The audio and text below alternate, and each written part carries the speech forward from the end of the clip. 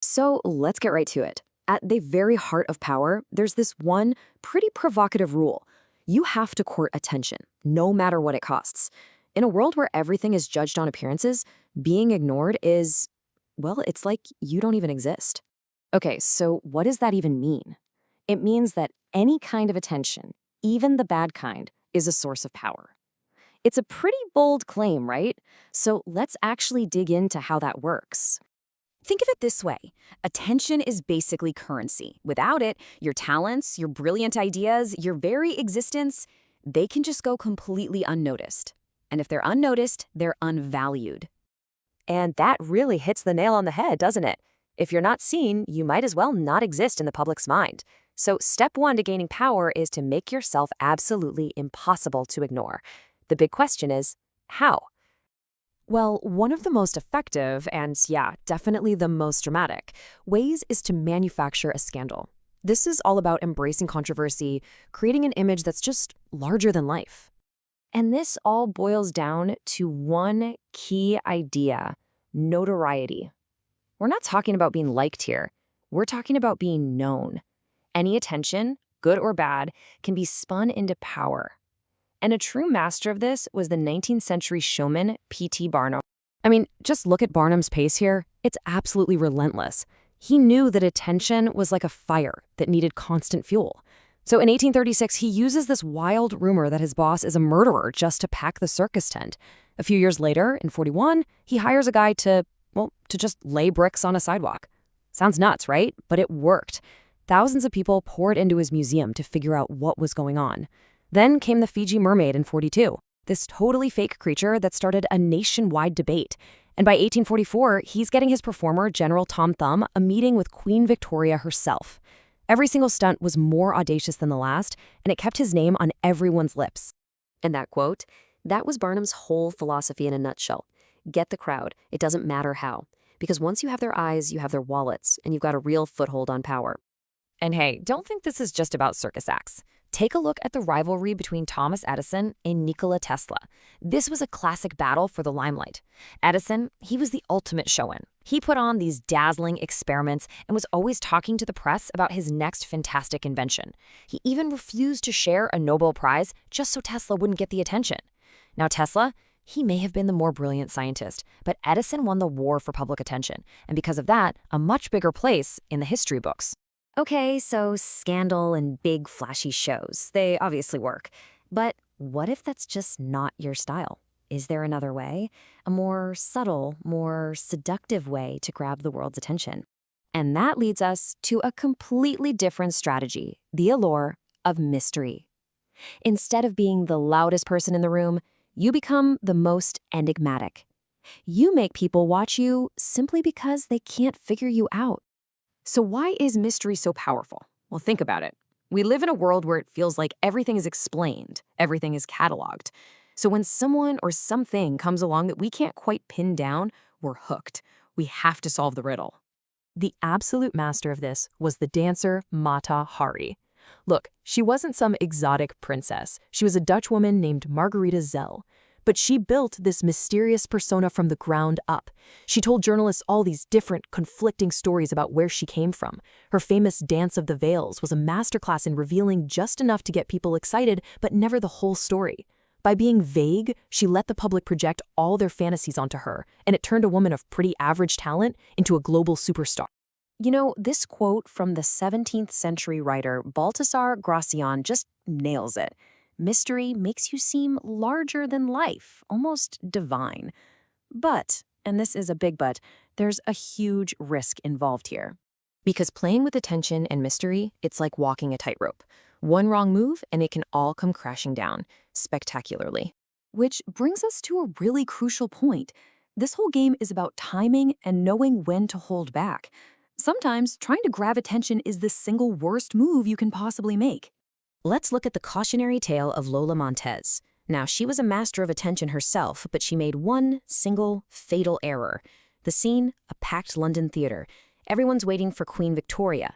The rule was simple. You had to be in your seat before the Queen arrived. But Lola Montez deliberately walked into her box after the Queen, just to steal the spotlight. And for a second, it worked. Everyone looked. But the Queen just ignored her. And then all of society did the same. That one move, upstaging the ultimate authority, completely finished her career in England. She picked a fight she couldn't win. And that right there is the key lesson, isn't it? When you look too greedy for attention, all it does is scream insecurity. And insecurity is the opposite of power. You have to seem like the natural center of attention, not like someone who's desperately clawing for it. It's a really delicate balance. So where does that leave us? In our world, a world just drowning in noise and social media, is it really true that any attention is good attention? When you look at Barnum and Mata Hari, and then you look at what happened to Lola Montez, are there some lines you just can't cross? Something to think about. All right, welcome to The Explainer. Today we are diving into one of the most, let's say, controversial strategic principles of power. It's a rule that honestly feels a little ruthless, maybe even unfair. But man, it has shaped careers, built entire empires, and literally changed the course of history. This right here, this single sentence is really the core of what we're talking about today. It's a pretty ruthless rule for getting ahead, isn't it? But here's the thing, it's about so much more than just, delegating tasks. It's about harnessing the energy of everyone and everything around you to launch yourself forward. So let's break down exactly how this really works. Okay, so the main idea is, well, brutally simple. You use the wisdom, the knowledge, and frankly, the hard work of other people. And why would you do that? Well, for one, it saves you a ton of your own precious time and energy. But it does something else. It builds this almost godlike aura of efficiency around you. You look like you can do anything super fast, and that appearance, it's magnetic. It attracts even more opportunities, all while the people who actually did the legwork kind of fade into the background. And whose name gets remembered? Yours. And this brings us to what the source material calls the law of strategic credit. It's this whole framework built on a really powerful and kind of mind-bending idea that the credit for something can actually be more valuable than the thing itself. Think about that for a second. It's all about making sure your name is the one attached to every single success. So to really see how this plays out in the real world, there's no better example than the rivalry between two of history's most famous inventors. This is a classic story of pure, raw brilliance going up against cold, hard strategic power. And this just lays it out so perfectly, doesn't it? On one side, you've got Tesla, the absolute visionary, the creator. And on the other, you've got Edison, the savvy orchestrator, the guy who knew how to manage talent and, crucially, how to manage credit. And look at the outcomes. They could not be more different. It really makes you ask, what's actually more effective for getting ahead? Man, Tesla's career, it was just this heartbreaking cycle. He'd have these incredible, brilliant breakthroughs, and then a strategic defeat. It happened over and over. He would do the revolutionary, world-changing work only to stand by and watch other people take control of the story, grab the patents, and rake in all the profits. And this number, wow. This represents the staggering, very real cost of Tesla's way of doing things. That's the difference between the fortune his patents were actually worth and the absolute pittance he got. And this wasn't just about fame or getting rich. It was about losing the resources, the funding, the power he needed to keep his revolutionary work going. That's the real price of genius, when you don't secure the credit. This one quote, it's so dismissive, but it just perfectly captures Edison's entire mindset.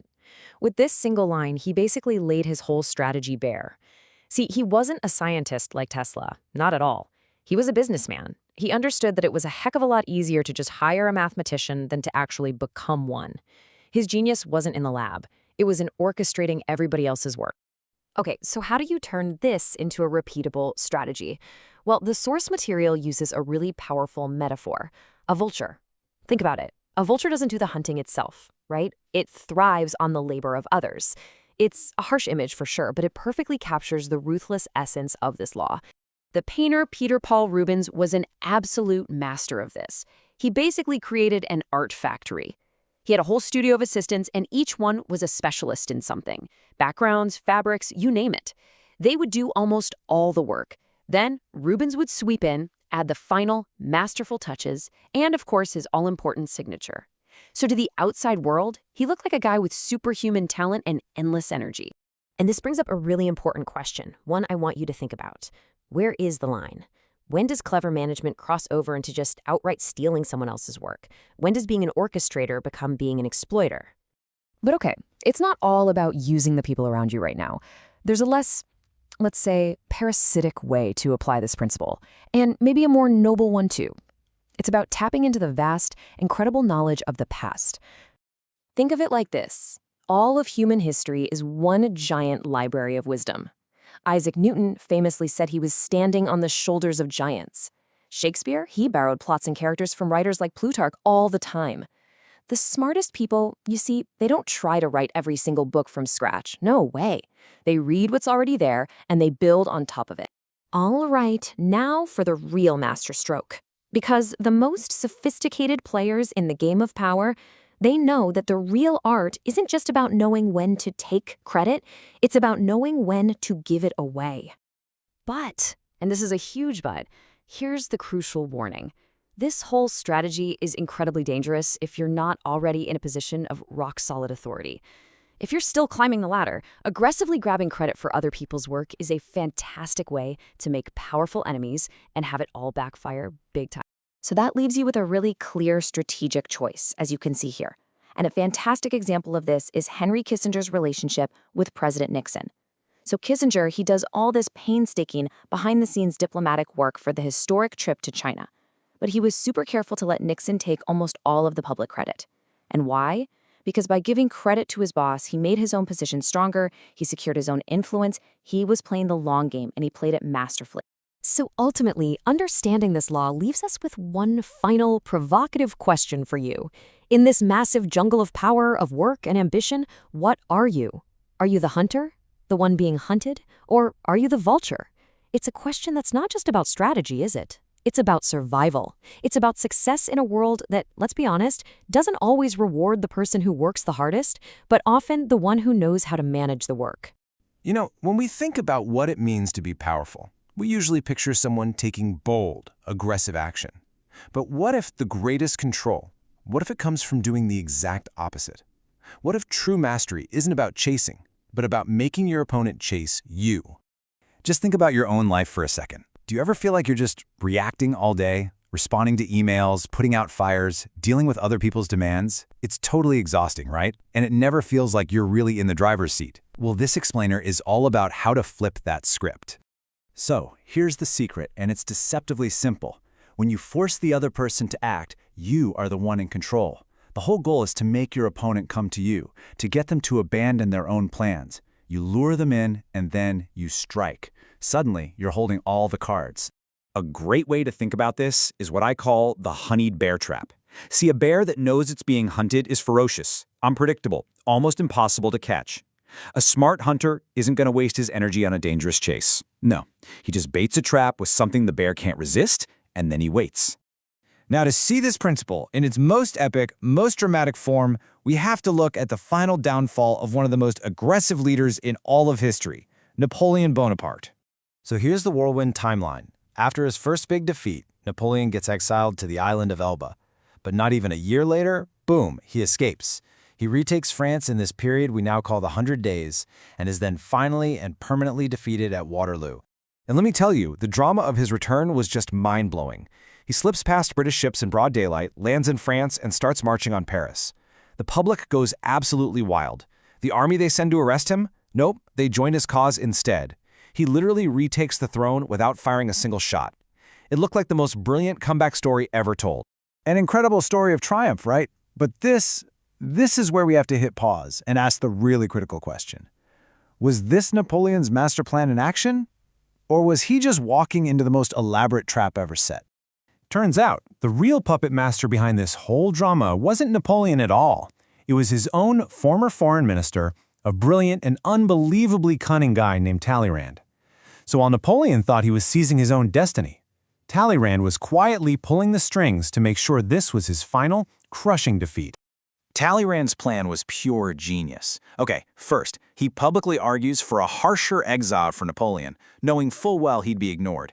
This just made him look cautious. Then, behind the scenes, he convinces his rivals that letting Napoleon escape was actually the perfect way to finish him for good. They sent agents to feed Napoleon's ego, telling him how much the French people missed them, hinting the English would look the other way. It was the perfect honeyed bait, playing right into Napoleon's ambition, luring him back to a France that was bankrupt and totally exhausted, a country he had no chance of saving. Now, this pattern of luring an opponent to their own destruction, it isn't just for these grand political schemes. You see it pop up everywhere, from the battlefield to Wall Street. Let's jump over to military strategy. It's 1905, and Russia and Japan are at war. Now, on paper, Russia had the stronger navy, but the Japanese, they had the smartest strategy. What the Japanese did was bait the entire Russian fleet into sailing halfway around the world just to attack them. They used fake intel to force the Russians to take the long way all the way around Africa, keeping them on high alert for months. So by the time the Russian fleet finally showed up, their sailors were just completely exhausted and on edge. The Japanese, who were just waiting calmly in their home waters, were rested and ready, and they absolutely annihilated the supposedly superior Russian force. You see the exact same principle in the world of finance. This 19th century robber baron, a guy named Daniel Drew, was an absolute master of baiting greedy investors. He came up with this trick that was just devilishly simple. He'd rush through an exclusive club, acting all flustered, and accidentally drop a little slip of paper. Of course, on that paper was a hot stock tip. The greedy club members, thinking they just stumbled on secret inside information, would rush to trade the stock, driving the price exactly where Drew wanted it to go. He got them to do all the work for him. But maybe the most elegantly simple example of all comes from the world of pickpockets. I mean, how do you know which pocket holds someone's wallet? You don't have to guess, you just make the target tell you. This is just brilliant. Pickpockets will put up their own signs that say, "Beware of pickpockets." Now, why on earth would they do that? Because what's the first thing you do when you see that sign? Your hand immediately goes to your pocket, right? You give it a little pat to make sure your wallet's safe. Well, for the pickpocket who's watching, you've just put a giant flashing arrow on their target. You've literally done their job for them. So we've seen a bunch of examples of what this looks like. But now let's get into the why. What are the psychological gears turning that make this baiting strategy so unbelievably powerful? This ancient quote from a commentator on the art of war really says it all. When you make your opponent come to you, they burn up their energy, their resources, their focus. They arrive empty. But you've been waiting, so you are full. Attacking their weakness with your strength, it's like throwing stones at eggs. The outcome is pretty much guaranteed. So how does this work psychologically? Well, it all starts with mastering your own emotions. You can't fall for a trap if you stay calm and detached. Once you're in that position of strength, you can start to play on your opponent's natural impulses, their greed, their pride, their anger.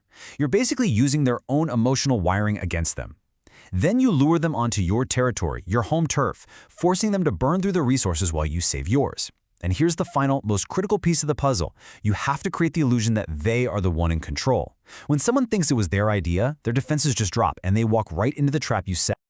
Now look, this whole strategy is incredibly powerful, but it is not a one-size-fits-all solution. There are absolutely times when waiting is the worst thing you can do. Sometimes you have to strike first. So how do you know which to choose?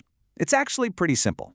You bait and wait when time is on your side, when your enemy is strong, and you really need to wear them down. But you strike first when time is working against you. If your opponent is weak right now, but they're getting stronger every minute that passes, then a fast, shocking attack is your only real move. When you boil it all down, it comes back to this one core idea. Whether you're baiting and waiting or you're striking first, the person who controls the initiative, the one who forces the other to react on their terms, that's the person who truly holds all the power. And that really leaves us with one last question to think about.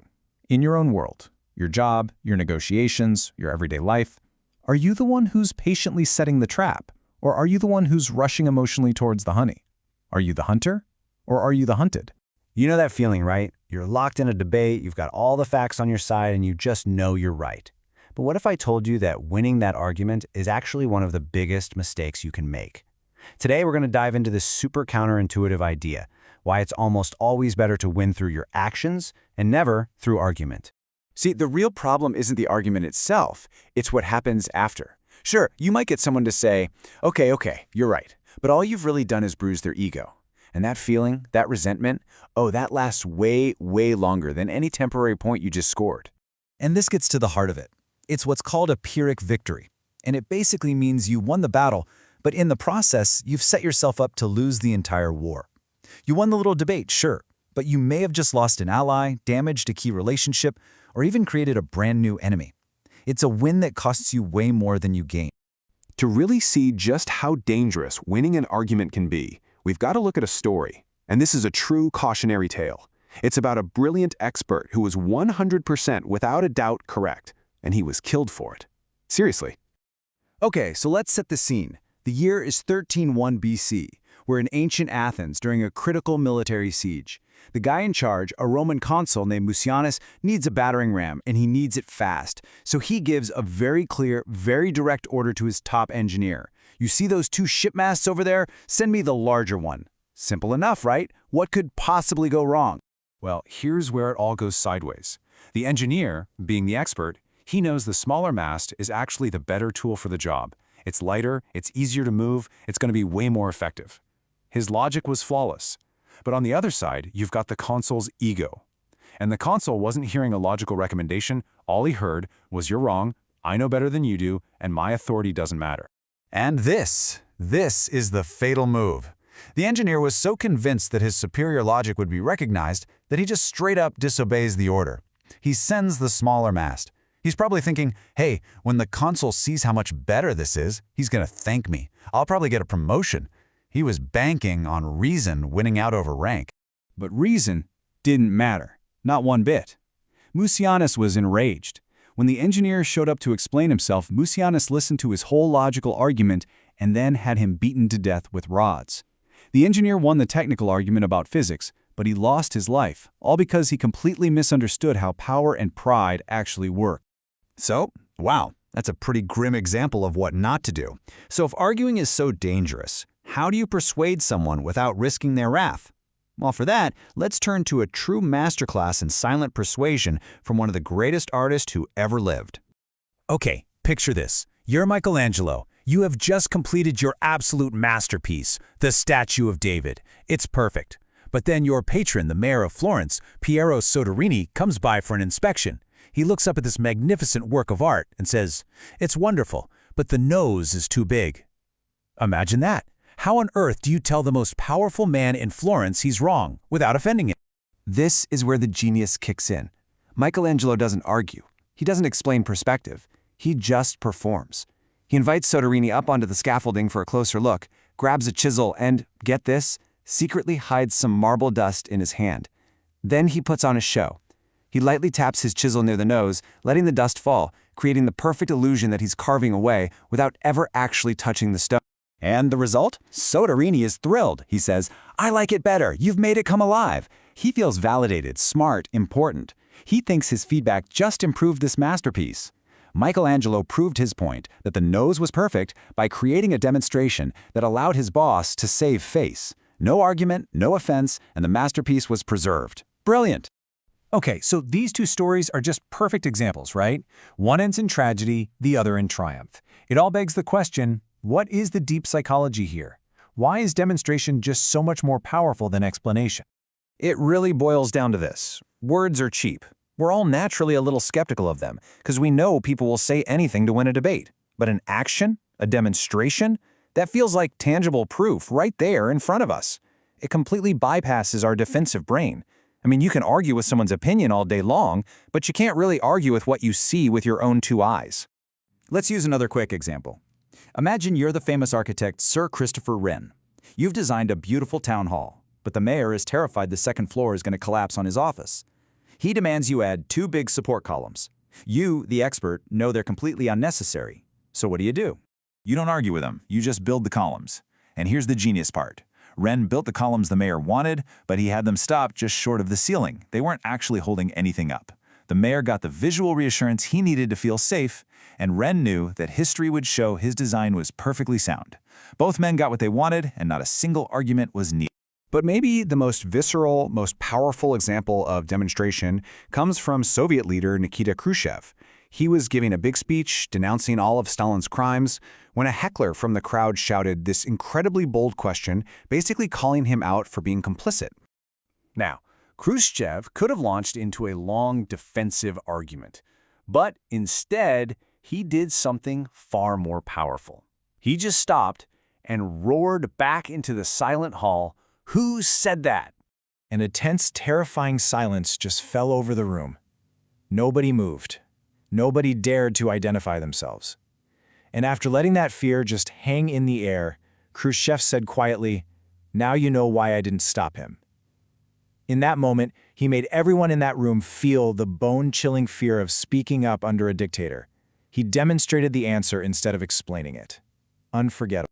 So the lesson is to never argue, right? Well, almost.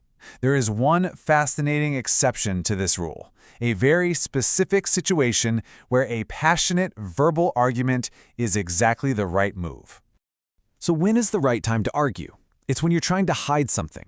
A heated, confusing, technical argument can be the perfect smokescreen to distract someone from a lie you've told or a sneaky move you're making. All that passion makes you seem way more believable than you actually are. The absolute master of this was the con artist Victor Lustig. A sheriff he'd scammed tracked him down with a gun ready to shoot. Did Lustig panic? Nope. He launched into this passionate, confusing argument about why his fake money-copying machine had to work, overwhelming the sheriff with nonsense until the guy was so bewildered he just lowered his gun. Lustig argued his way out of being shot and even conned the guy a second time on his way out. So with that one deceptive exception aside, the lesson here is overwhelmingly clear. If you want to be truly persuasive and powerful, you have got to learn to show, not just tell. This quote from the 17th century philosopher Balthazar Gracian just perfectly sums up everything we've talked about today. People believe what they can see.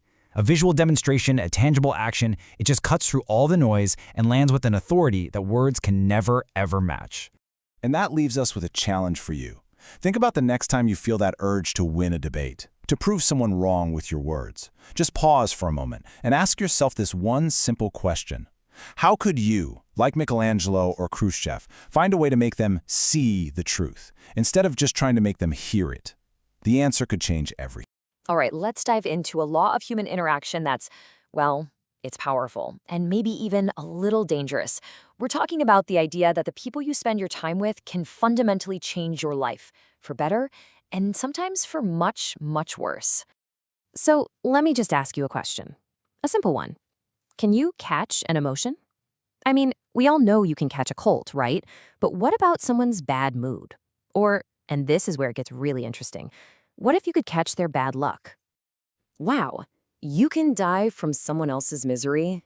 That is intense. But that is the absolute core of what we're talking about today. The idea is that sometimes when you think you're throwing a life raft to a drowning person, you're really just getting pulled under right along with them. So, this brings us to this idea of an emotional plague. Think about it. Moods, ways of thinking, even streaks of bad luck. They can spread just like a virus. It means the people you hang out with, that's not just a casual choice. It's one of the most important strategic decisions you can make for your own life. Okay, we need to be really clear about something here. There are two kinds of unlucky people. You've got folks who are just hit by bad luck, stuff that's totally out of their control, and of course, they deserve our help and sympathy. But then there's another type. The ones who are like magnets for misfortune. They don't just find trouble, they create it. And their chaos has this gravitational pull that's strong enough to suck you right in. To really get our heads around this, we need a real-world example. And honestly, there's probably no better or more terrifying case study of what we're calling an infecting character than the one and only Lola Montez. Her story is, well, it's just a perfect and chilling example of this law in action. So her story starts with a woman named Marie Gilbert, born back in 1813. But Marie Gilbert wasn't going to cut it for her ambitions. No way. So she completely reinvents herself. She becomes Lola Montez, a fiery, exotic Spanish dancer. And just like that, this new identity becomes her golden ticket into the most elite circles in Paris. And this is where the pattern becomes, well, it's just impossible to ignore. Look at the trails she left. First up, 1845. Alexander Dujarier. He's this up-and-coming newspaper owner, a real rising star. Gets into a stupid argument over Lola, ends up in a duel, and boom, he's shot and killed. A few years later, she bewitches King Ludwig of Bavaria. He falls for her so hard that his entire kingdom gets thrown into chaos, and he's forced to give up his throne. Then there's George Heald, a young army officer, marries Lola, and his life just completely implodes. He loses his job, gets shunned by society, and ends up dying in a boating accident. And finally, Pat Hull in California. Marries her and 4 years later, he drinks himself to death out of a deep depression. You see the pattern? Every single man who got caught in her web was utterly destroyed. So, what was it about her? What was her secret? It clearly wasn't just about being beautiful. The real power she had was the intense, raw force of her personality. She was unstable, chaotic, and being with her was probably terrifying and confusing. But it also made these men feel intensely alive. And that thrill, that intensity, that was the poison. That was the hook. Okay, so Lola's story is one for the history books, for sure. But what's the actual science here? What's the mechanism that makes this happen? Why are we so incredibly susceptible to the feelings of the people around us? Well, there's a name for it: emotional osmosis. It's like we're sponges. We just naturally soak up the moods, the emotions, even the ways of thinking of the people we spend the most time with. It's literally baked into our DNA as social creatures. We're wired to mirror each other. And here's the really sneaky part: the trap. An infector almost never looks like a destructive person at first. Instead, they present themselves as a victim. They make you feel sorry for them, they make you want to jump in and help, and that instinct to help, that's the door opening. That's how you get pulled in. You think you can fix them, but you can't. And before you know it, you're caught. Okay, so this is all fascinating. But how do we actually use this? How do we spot an infector in our own lives? What are the red flags we need to look out for before we get tangled up in their mess? All right, here are the big ones to watch out for. Look at their past. Is it just a constant storm of drama and chaos? Do they have a long list of broken friendships and relationships? Are they always jumping from job to job? The key really is to ignore their excuses and just look at the results. Judge them by the effect they have on the world, not the story they tell you. And you can often see it, a kind of permanent discontent right in their eyes. Now, it's super important to get this. Not all infectors are a walking hurricane like Lola Montez. That's one type for sure. The forceful, dramatic one who just overwhelms you with chaos. But there's another kind, a quieter, more poisonous type. Think of Cassius in Shakespeare's Julius Caesar. He didn't scream and shout. He just dripped his envy and resentment into Brutus's ear, day after day, until it poisoned Brutus's whole perspective and led to disaster. That's the other type, the one who infects you with their quiet misery. Okay, but here's the good news. This whole thing isn't just a downer. It's not just a big warning sign. Because if negative emotions are contagious, well, it has to work the other way too, right? And it does. You can actually use this law as an incredible tool for your own self-improvement. This is the other side of the coin, and it's so empowering. Just like you can catch misery, you can absolutely catch good vibes. You can catch generosity, intelligence, a positive outlook. You can literally choose to surround yourself with people who have the traits you want and just let them rub off on you. And we've got a great historical example for this too. Take Napoleon Bonaparte. The guy was a military genius, no question. But he came from a humble background, and he was kind of rough around the edges, ungracious, even crude. So what did he do? He kept his minister, Talleyrand, super close. Now, Talleyrand was the total opposite, the absolute master of aristocratic charm and wit. And over time, by just being around him, Napoleon started to absorb that polish. He smoothed out his own rough edges. It was a brilliant move. So the takeaway here is super practical and direct. You got to be honest with yourself about your own weaknesses. If you're a bit cheap, go hang out with generous people. If you're kind of a downer, make friends with cheerful, optimistic people. And the one big rule, whatever you do, never hang out with people who have the same flaws as you. They'll just drag you down and reinforce your worst habits. All right, let's bring this all home. We need a simple, clear strategy for this. A rule for life that can protect us emotionally. So what does that look like? It really boils down to a 3-step defense plan. Step 1, recognize the signs. Look at the patterns in their life, not the excuses they give you. Step 2, and this one is really, really hard. Do not get involved. You have to fight that urge to help or pity them. They won't change, but you will get dragged down. And finally, step 3, quarantine. Don't argue. Don't try to pass them off to your friends. Just flee. Create distance immediately. And look, the source material on this could not be more clear. This isn't a suggestion, it's presented as a universal law. There is absolutely nothing to be gained by inviting misery into your life, and literally everything to be gained by associating with happy, successful, and fortunate people. I want to leave you with a quote from a writer from way back in the 1600s, Balthasar Gracian. It sums up this entire idea perfectly. And it's a powerful thing to remember.